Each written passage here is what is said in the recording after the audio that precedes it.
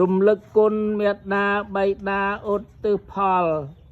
អ្នកមោខ្ញុំសូមនមស្ការអូនអង្គសេរិសាថ្វាយបង្គំមេត្តាបៃតាព្រះគុណធំបពកាឧត្តមគ្មានអ្វីស្មើអស់អអ្នកម្ដាយដ៏ស្នេហា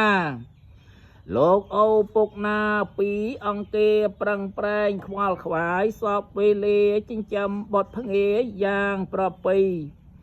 កាលនៅក្នុងគោលោកមេត្តាករណាសន្តោសពន់ពេកក្រៃអត់ទ្រាំតស៊ូគ្រប់ខែថ្ងៃកូនកើតចាក់ទីនោះណាម្ដាយ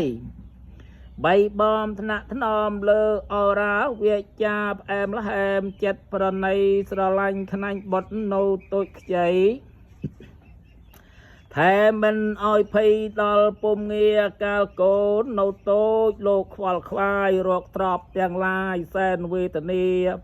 បានមកចិញ្ចឹមបុតឈ្ងួនភ្ងាបាត់ក្លៀនរងាបាត់ក្តីសោកទឹកដោះចំណៃនៅអាហារលោកតែងមនីមនីស្ទុះទៅរកយកមកបញ្ចុកកូនពន់លោកឲ្យបរិភោគបានសុខាជួនកូនស្រែកយំមានភយាអ្នកតែងមនីមនីស្ទុះឆាប់រាបីផងច្រៀងផង